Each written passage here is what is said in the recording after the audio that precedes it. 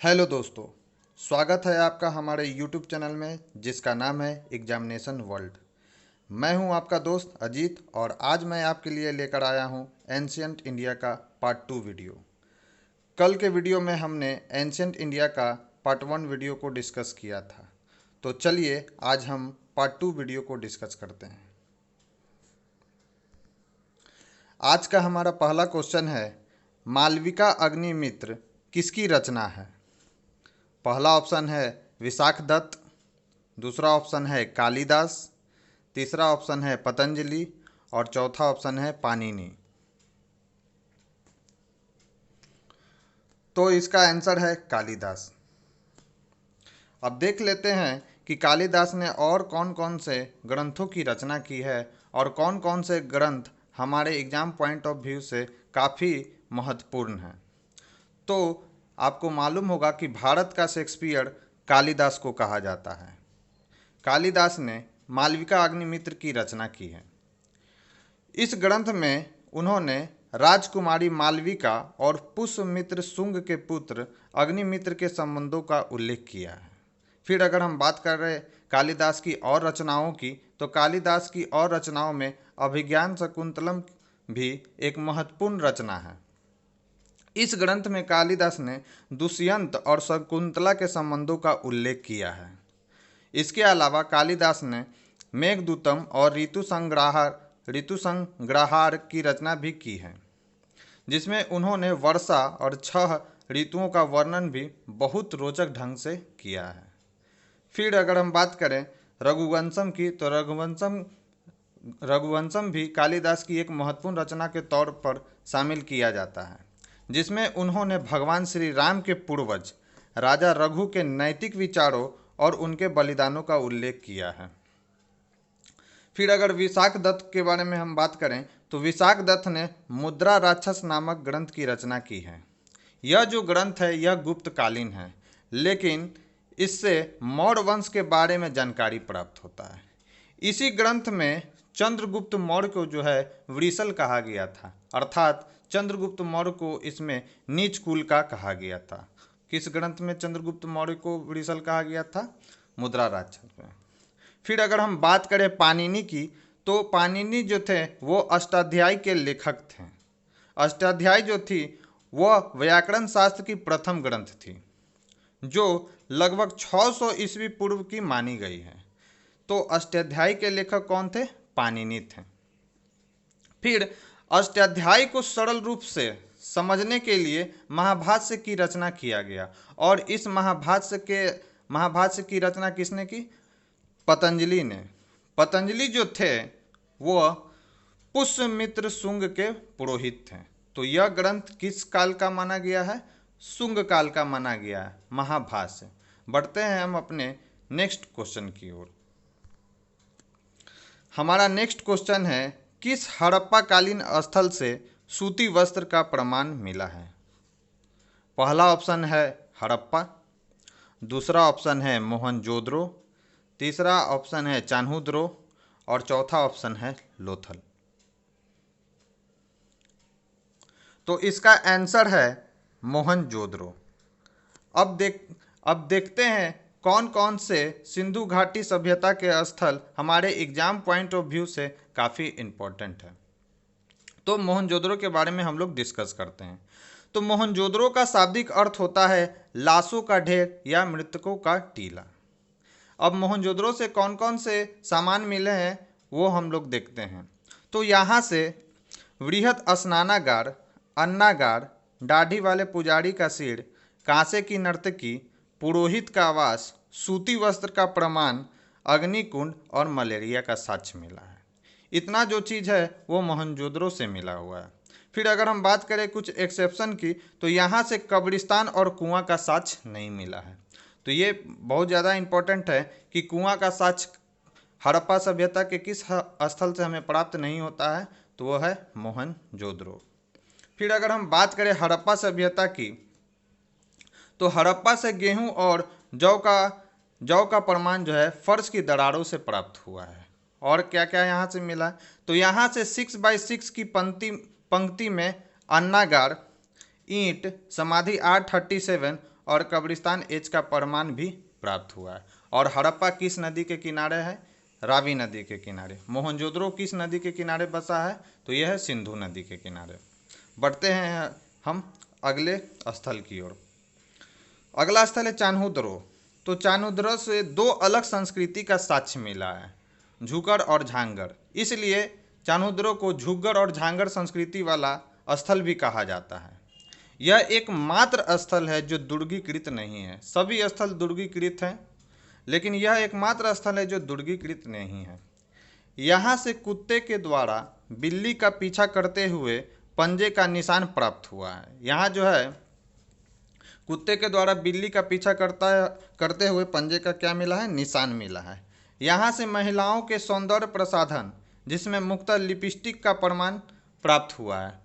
यहाँ से लिपस्टिक का प्रमाण किस हड़प्पा स्थल से मिला है? हमको चान्होदरो से। बढ़ते हैं नेक्स्ट स्थल की ओर हम लोग, लोथल। तो लोथल जो है एक बंदरगाह नगर है, डॉकयार्ड है ये। यहाँ से चावल, फारस की मोहर, हाथी दांत का पैमाना, चक्की का 2 पार्ट, युगल समाधान। युगल समाधान मतलब मेल और फीमेल को एक साथ दफनाए जाने का प्रमाण। मिस्र की मम्मी, पंचतंत्र की चालाक लोमड़ी की कहानी का चित्र, मनका और गुड़िया उद्योग। और ये पूछा गया कि मनका और गुड़िया उद्योग कहाँ पर बनाया जाता था, किस हड़प्पाकालीन स्थल में? तो लोथल में। हवन कुंड आदि का साक्ष्य यहाँ से मिला है। आई होप आप चीज़ों को अच्छी तरह से कोरिलेट कर रहे होंगे और आप काफ़ी इंजॉय भी कर रहे होंगे। बढ़ते हैं हम लोग नेक्स्ट क्वेश्चन की ओर। हमारा नेक्स्ट क्वेश्चन है, ऋग्वैदिक काल में किस नदी को पवित्र और प्रशंसित नदी का नाम दिया गया है? पहला ऑप्शन है सिंधु, दूसरा ऑप्शन है सरस्वती, तीसरा ऑप्शन है गंडक और चौथा ऑप्शन है गंगा। तो इसका आंसर है सरस्वती। अब देख लेते हैं ऋग्वैदिक काल में कौन कौन सी नदियां हमारे लिए काफ़ी इंपॉर्टेंट हैं। तो ऋग्वैदिक की सबसे पवित्र और प्रशंसित नदी, माफ़ कीजिएगा प्रशंसित लिखा गया, प्रशंसित जो नदी है उसका नाम सरस्वती है, जिसको नदी तम कहा गया है। यहाँ तम एक बार मिस्टेक से लिखा गया। तो सरस्वती को ऋग्वैदिक काल में नदी तम कहा जाता था और ये सबसे पवित्र और प्रशंसित नदी का इनको दर्जा दिया गया है, सरस्वती नदी को। फिर अगर हम बात करें सिंधु की, तो सिंधु जो थी आर्यों की सबसे महत्वपूर्ण नदी थी, जिसका उन्होंने बार बार उल्लेख किया है। सिंधु आर्यों की सबसे महत्वपूर्ण नदी थी। आप सरस्वती और सिंधु में कंफ्यूज नहीं होइएगा।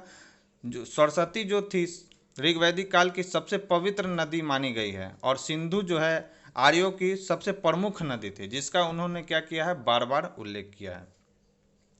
फिर अगर हम ऋग्वैदिक काल की बात करें तो ऋग्वैदिक काल में गंडक नदी को सदा नीड़ा के नाम से संबोधित किया है।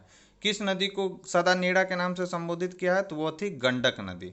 फिर अगर हम गंगा और यमुना की बात करें तो ऋग्वैदिक काल में गंगा का एक बार, ये क्वेश्चन पूछा हुआ है कि ऋग्वैदिक काल में गंगा का कितना बार उल्लेख है और यमुना नदी का कितना बार उल्लेख। तो ऋग्वैदिक काल में गंगा का 1 बार और यमुना का 3 बार उल्लेख है।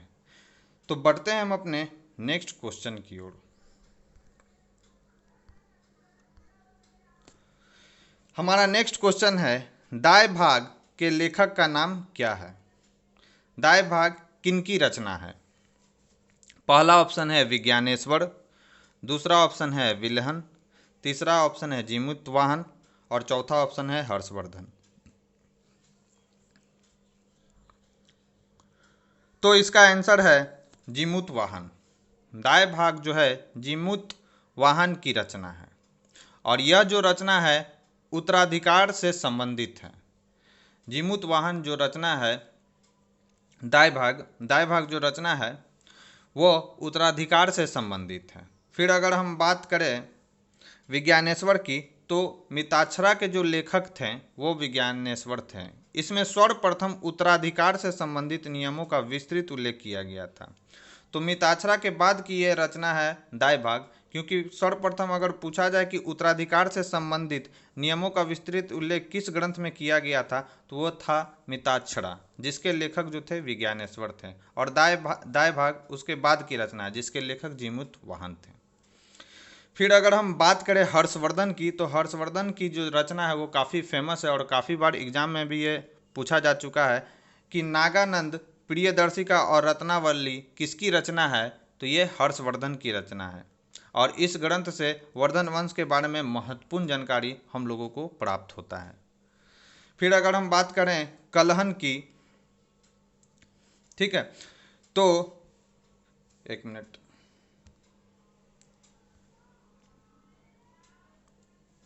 वहाँ कलहन नहीं होगा, वहाँ पर विलहन होगा, सॉरी।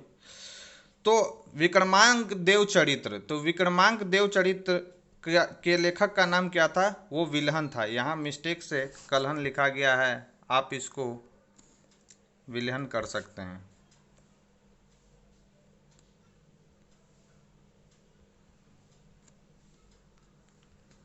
तो विक्रमांक देव चरित्र के लेखक का नाम विलहन है। इस ग्रंथ से चालुक्य नरेश विक्रमादित्य षष्ठ के बारे में जानकारी प्राप्त होता है।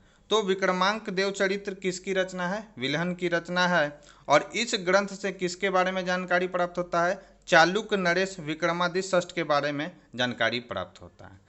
आई होप आप चीज़ों को अच्छी तरह से समझ रहे होंगे। बढ़ते हैं हम लोग नेक्स्ट क्वेश्चन की ओर। हमारा नेक्स्ट क्वेश्चन है, किस सिंधु घाटी सभ्यता स्थल से चांदी का 2 मुकुट प्राप्त हुआ है। पहला ऑप्शन है रोपर, दूसरा ऑप्शन है कुणाल, तीसरा ऑप्शन है धौलावीरा और चौथा ऑप्शन है रंगपुर। तो इसका आंसर है कुणाल। अब देख लेते हैं कुणाल के बारे में और जो भी स्थल इस क्वेश्चन में दिया गया उसके बारे में। तो कुणाल जो है हरियाणा के हिसार जिले में अवस्थित है। 1968 में सूरजभान ने इसका उत्खनन कराया। यहाँ से चांदी का 2 मुकुट प्राप्त हुआ, ये पूछा गया है एग्जाम में। फिर अगर हम बात करें रोपर को, तो रूपनगर की संज्ञा इसको दी गई है, रोपर को, यानी रूपनगर की संज्ञा हड़प्पा सभ्यता के किस स्थल को रूपनगर की संज्ञा दी गई है, तो वो था रोपर। यह जो है यहाँ यह के जगह या लिखा गया है, यह पंजाब में सतलज नदी के किनारे अवस्थित है। पंजाब में सतलज नदी के किनारे रोपर अवस्थित है। यगदत्त शर्मा ने 1853 से 1856 के बीच इसका उत्खनन कार्य को संपन्न कराया।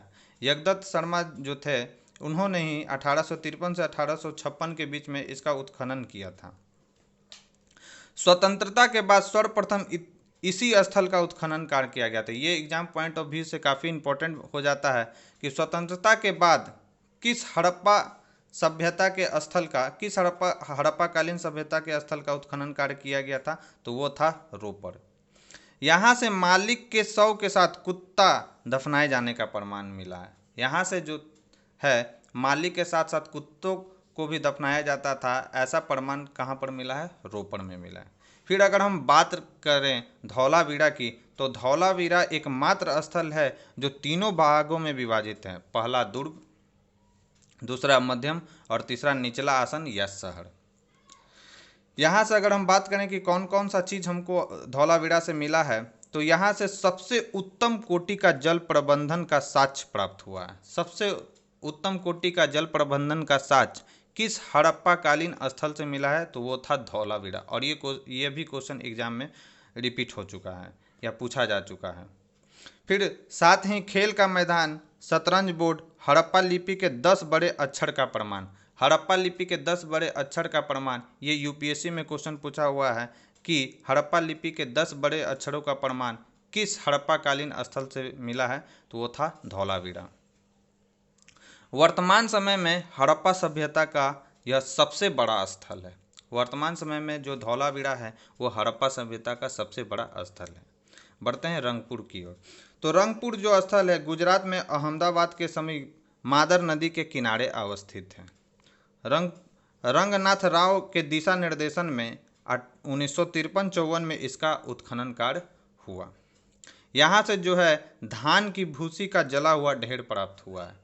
तो धान की भूसी का जला हुआ ढेर हड़प्पा कालीन किस स्थल से प्राप्त हुआ है? तो वो था रंगपुर। बढ़ते हैं हम अपने नेक्स्ट क्वेश्चन की ओर। हमारा नेक्स्ट क्वेश्चन है, ऋग्वेद में किस देवता के लिए 200 सूक्त लिखा गया है? पहला ऑप्शन है इंद्र, दूसरा ऑप्शन है वरुण, तीसरा ऑप्शन है अग्नि और चौथा ऑप्शन है पूषण। तो इसका आंसर है अग्नि। ऋग्वेद में अग्नि के लिए 200 सूक्त लिखा गया है। यह मानव और ईश्वर के बीच संपर्क स्थापित कराने का कार्य करते थे। तो मानव और ईश्वर के बीच संपर्क स्थापित करने वाले देवता का नाम क्या था? अग्नि, जिनके बारे में ऋग्वेद में 200 सूक्त लिखा गया है। अगर हम बात करें इंद्र की, तो इंद्र ऋग्वैदिक काल के सबसे प्रमुख देवता थे। इन पर 200 सूक्त लिखा गया है। ये एसएससी में पूछा गया सवाल है कि इंद्र के बारे में ऋग्वेद में कितने सूक्त लिखा गया, इंद्र के लिए कितना सूक्त का प्रयोग ऋग्वेद में किया गया है? तो 200 सूक्त लिखा गया इनके बारे में। इनको पुरंदर, ये भी पूछा गया कि पुरंदर के नाम से किस देवता को सूचित किया जाता है या कहा जाता है? तो पुरंदर के नाम से इंद्र को सूचित किया जाता है या कहा जाता है। इनको पुरंदर अर्थात दुर्ग को तोड़ने वाला कहा गया है। यह युद्ध के देवता, वर्षा के देवता और विश्व के स्वामी के रूप में भी प्रचलित हैं। फिर अगर हम बात करें वरुण की, तो वरुण ऋग्वैदिक काल के तीसरे सबसे महत्वपूर्ण देवता थे, जिस पर 30 सूक्त लिखा गया है। इनको ऋतु परिवर्तन, दिन रात का कर्ता धर्ता और समुद्र का देवता कहा गया है। वरुण को पृथ्वी, आकाश और सूर्य का निर्माता माना गया है। यूनान में इनको ओरनोज और ईरान में इनको अहुरम जद्दा कहा गया है। अहुरम जद्दा कहा गया है किनको? वरुण को ईरान में, और यूनान में इनको क्या कहा गया? ओरनोज कहा गया। और पूषण जो थे वो पशुओं के देवता थे। इनके रथ को कौन खींचता था? बकरा खींचता था। बढ़ते हैं हम लोग नेक्स्ट क्वेश्चन की ओर। हमारा नेक्स्ट क्वेश्चन है, बौद्ध धर्म का दर्शन निम्नलिखित में से किसे कहा जाता है? बौद्ध धर्म का दर्शन निम्नलिखित में से किसे कहा जाता है? पहला है अष्टांगिक मार्ग, दूसरा है 4 आर्य सत्य, तीसरा है 10 शील और चौथा है प्रतीत समुक्त पाद।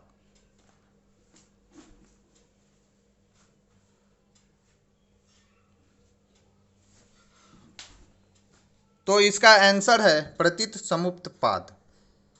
अब देख लेते हैं इन चारों के बारे में। तो यह बौद्ध धर्म का दर्शन है जो जन्म से लेकर मृत्यु तक 12 भागों में विभाजित है। इसका शाब्दिक अर्थ होता है किसी भी एक वस्तु के होने से दूसरे का जन्म होता है और इनके बीच एक भी क्षण का विलंब नहीं होता। यानी एक वस्तु के खत्म होने के बाद तुरंत एक वस्तु का अस्तित्व में आ जाना, ये क्या कहलाता है? प्रतीत समुक्त पाद।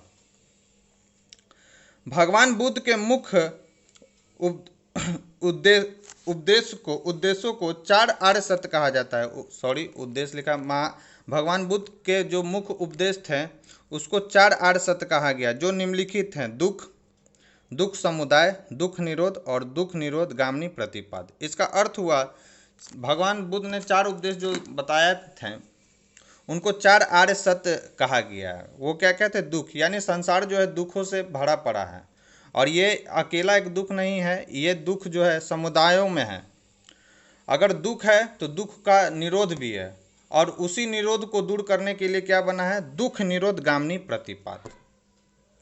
अब ये दुख का निवारण कैसे होगा? तो ये दुख का निवारण अष्टांगिक मार्ग से होगा। और अष्टांगिक मार्ग क्या है वो हम अभी देखते हैं। तो भगवान बुद्ध के अनुसार दुख निरोध की तरफ जाने वाले मार्ग की संख्या 8 है, इसलिए इस मार्ग को अष्टांगिक मार्ग कहा जाता है जो निम्नलिखित है। अष्टांगिक मार्ग क्या है उसको हम लोग देखें, जैसे सम्यक दृष्टि, सम्यक वाक्य, सम्यक कर्म, सम्यक आजीविका, सम्यक व्यायाम, सम्यक स्मृति, सम्यक संकल्प और सम्यक समाधि। उन्होंने बताया कि दुख का निवारण कैसा होगा। तो दुख का निवारण करने के लिए उन्होंने अष्टांगिक मार्ग को प्रतिपादित किया। ठीक है, फिर आते हैं हम लोग दसशील के बारे में। जिस तरह से जैन धर्म में पंचशील था, उसी तरह से बौद्ध धर्म में दसशील था। ठीक है, तो दसशील में हम लोग देख लेते हैं दसशील में कौन कौन से चीज़ों को शामिल किया गया। तो इसमें था सत्य, अहिंसा, अपरिग्रह, अस्तेय, ब्रह्मचर्य, मद निषेध, विकाल भोजन नहीं करना, कोमल शैया का त्याग, सुगंधित पदार्थों का त्याग, नृत्य संगीत का त्याग 10 था। तो ये 10 शील था वो उसमें शामिल है क्या क्या? सत्य है, अहिंसा है, अपरिग्रह है, अस्तेय है। अपरिग्रह का अर्थ होता है बिना चोरी नहीं करना। अस्तेय का मतलब है झूठ नहीं बोलना। ब्रह्मचर्य तो आप लोग अच्छे से जानते ही होंगे। मद निषेध, शराब का सेवन नहीं करना। विकाल, बिना समय भोजन नहीं करना। कोमल संज्ञा का त्याग करना है। सुगंधित पदार्थों का त्याग आपको करना है और नृत्य संगीत का त्याग करना है। ये था दसशील प्रणाली। फिर अगर हम बात करें दसशील की, तो दसशील उन बौद्ध भिक्षुओं के लिए बनाया गया था जो सन्यासी जीवन बिताते थे। जो सन्यास ले चुके थे वह दसशील को अपनाते थे, और अगर जो चाहें कि वो गृहस्थ जीवन में भी रहकर बौद्ध धर्म को अपनाए रहें तो उनके लिए था पंचशील। तो गृहस्थ जीवन में रहकर जो इस धर्म का पालन करते थे उनको पांचशील का ही पालन करता था। यानी ऊपर वाला जो पांचशील था उसमें से अगर 5 पालन कर लिया जाए तो वे गृहस्थ जीवन में भी रहकर बौद्ध धर्म को अपनाए रह सकते थे। बढ़ते हैं हम अपने नेक्स्ट क्वेश्चन की ओर। हमारा नेक्स्ट क्वेश्चन है, तृतीय बौद्ध संगीति के अध्यक्ष कौन थे? पहला ऑप्शन है वसुमित्र, दूसरा ऑप्शन है सावकमीर, तीसरा ऑप्शन है मोगलीपुत्र तिस और चौथा ऑप्शन है महाकश्यप। तो इसका आंसर है मोगलीपुत्र तिस। अब जान लेते हैं कि तृतीय बौद्ध संगीति कब हुआ, इसके अध्यक्ष कौन थे, किनके शासन काल में हुआ और कौन सी रचनाएं इसमें की गई। तो तृतीय बौद्ध संगीति 251 ईस्वी पूर्व में पाटलिपुत्रा में अशोक के शासन काल में हुआ था। इसके अध्यक्ष जो थे मोगलीपुत्र तिस थे। इस संगीति में संगत लिखा गया। इस संगीति को अशोक ने बुलाया था। संघ में पड़ने वाले फूट को रोकने के लिए मोगलीपुत्र तिस ने अभिधम पिटक की रचना की थी। हमने कल ही आपको बताया था क्या कि अभिधम पिटक की रचना जो थी वो कौन से बौद्ध संगीति में की गई थी? तो तृतीय बौद्ध संगीति में अभिधम पिटक की रचना की गई थी। फिर अगर हम बात करें प्रथम बौद्ध संगीति का, तो प्रथम बौद्ध संगीति का जो आयोजन है 483 ईसा पूर्व में राजगीर में अजातशत्रु के शासन काल में हुआ। इस संगीति के जो अध्यक्ष थे वो महाकश्यप थे। इस संगीति में आनंद के नेतृत्व में, ये याद रखिएगा, तो कल हमने आपको बताया था क्या कि प्रथम बौद्ध संगीति में त्रिपिटक में से 2 पिटक की रचना हुई थी। पहला था सूत पिटक और दूसरा था विनय पिटक। तो सूत पिटक की जो रचना की गई थी वो आनंद के नेतृत्व में की गई थी और विनय पिटक की जो रचना की गई थी वो उपाली के नेतृत्व में की गई थी।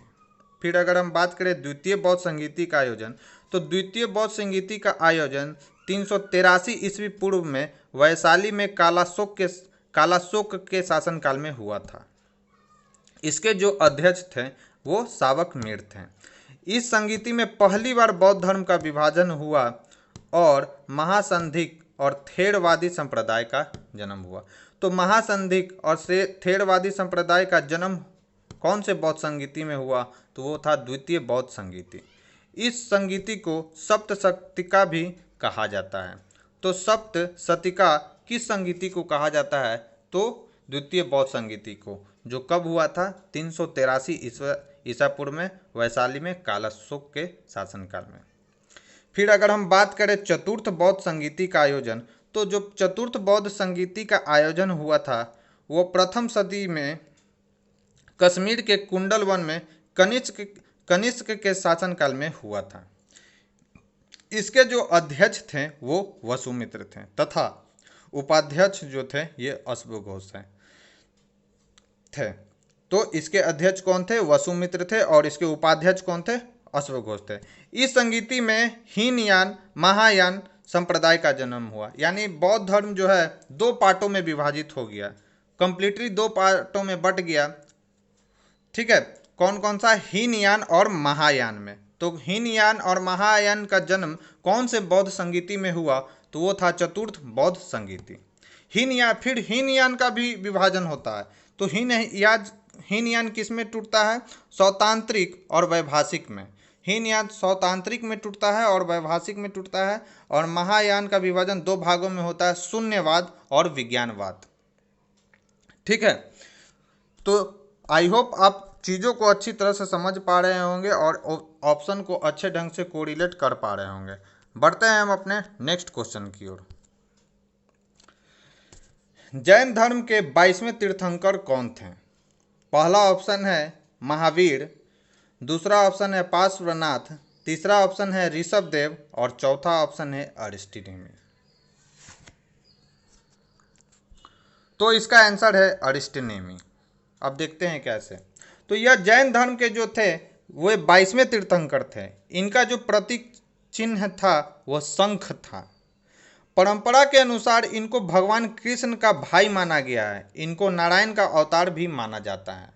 तो अरिस्टोटेमी जो थे वो जैन धर्म के 22वें तीर्थंकर थे और इनका प्रतीक चिन्ह क्या था? शंख था। फिर अगर हम बात करें ऋषभदेव के बारे में, तो ऋषभदेव जो थे जैन धर्म के प्रथम तीर्थंकर थे और इनका प्रतीक चिन्ह क्या था? वृषभ था। ऋषभदेव साकेत मतलब अयोध्या को बोला गया है, साकेत के सूर्यवंशी घराने से संबंधित हैं और कैलाश पर्वत पर इन्होंने निर्वाण की प्राप्ति की थी। यानी कैलाश पर्वत पर ये मृत्यु को प्राप्त हुए थे। निर्वाण का अर्थ होता है मृत्यु को प्राप्त हो जाना। फिर यहाँ पर पार्श्वनाथ है, सॉरी वहाँ मिस्टेक से पासवर्ड लिखा गया।